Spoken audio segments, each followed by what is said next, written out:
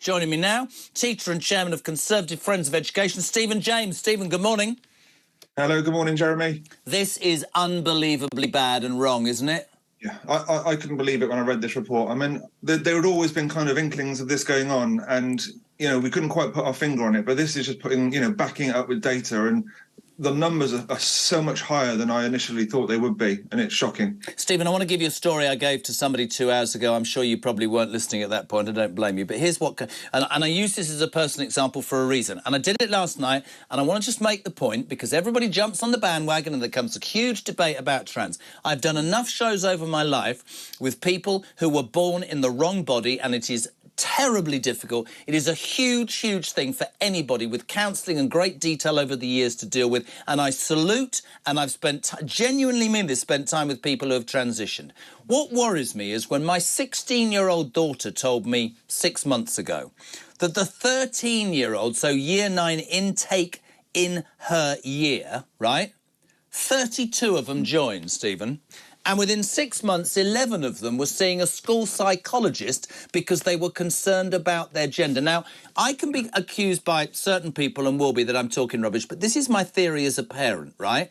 That has to be a trend. That has to be social media. That has to be not keeping up with it. That scares me as a parent unmeasurably, pal.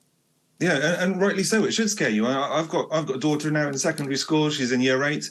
And it's hugely worrying to me that she is getting it bombarded from all angles, from social media, from school, from her friends. All these places are, you know, at a time when children have had a really rough time coming out of COVID, that there are mental health issues there in a kind of broader context. Children are confused. Yeah. And when they're getting this, they don't know what to think. And they look to their role models, and their role models are their teachers, are their parents, are their... you know, maybe the celebrities on TV as well. And what they're getting is this constant kind of undermining of our culture, of our kind of heritage, of our British values. And you're right to point out the kind of bravery of those individuals who are transitioning. And absolutely, and genuine. Yeah. And I don't understand when we talk about gender ideology, where, you know what happens is the woke they jump and they hijack. There are people, Stephen, who need, want and should, with real help, concern, treatment, training, whatever you want to talk it, counselling, over a number of years.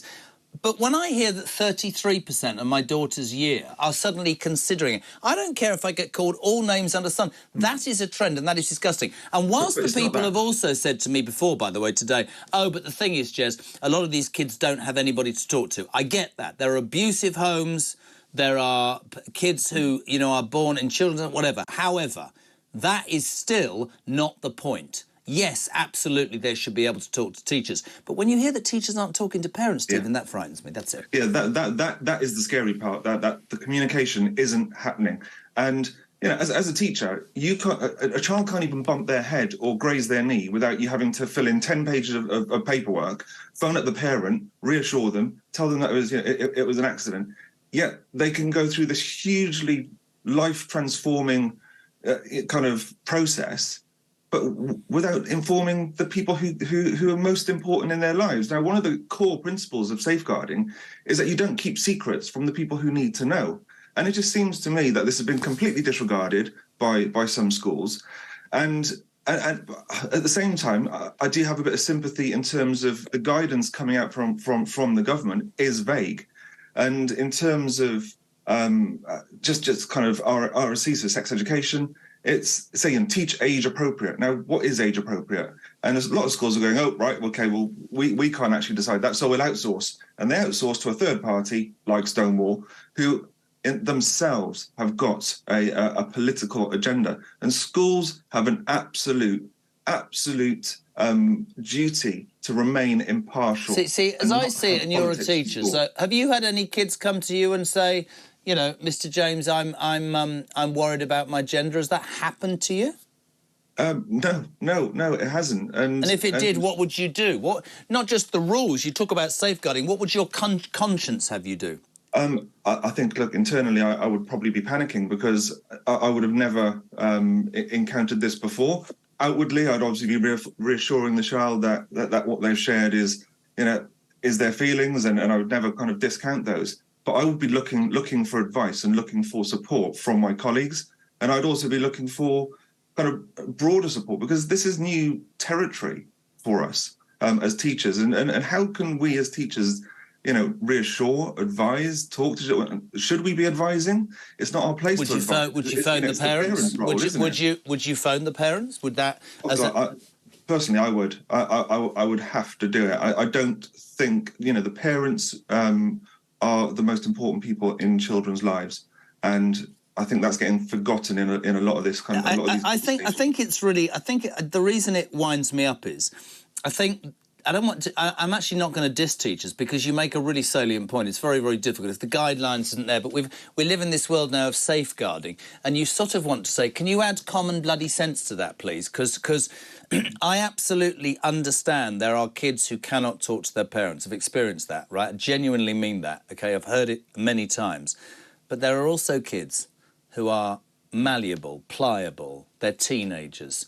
We think about social media. We think about how that dictates fashion, with musical choice, lifestyle in general. And I just think that everybody has to be working together. And Sunak just annoys me. Today I'm very concerned. You didn't bloody well know about it yesterday, Rishi Sunak. You should have known about it, because as a parent you should know about it. It just concerns me. But then, of course, am I putting myself out there and saying I, as a parent, would know? I'd like to think I would. Maybe I wouldn't, but I'd certainly like to think that the school that I send my kids to would tell me if I'd missed out. Do you know what I'm saying?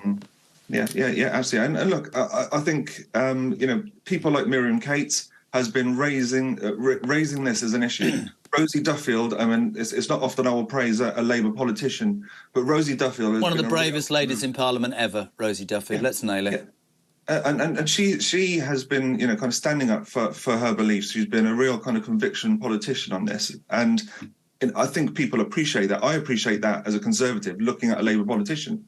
So, it has been there. People have been talking about it. But now this report really kind of just underlines it all. Now, I mean, we can talk about an investigation or an inquiry into this, but it has to be independent. What I wouldn't want to see is department marking its own homework, for example. Completely wow. That's my phrase about the police. Stephen, I could talk all day. Good to hear, because I think teachers sometimes nowadays don't get the credit that they deserve. You hear there from Stephen James, teacher and chairman of the Conservative Friends of Education, saying he is a parent, he is a teacher. He would think it through, but his conscience would say, tell the parents. In the next hour...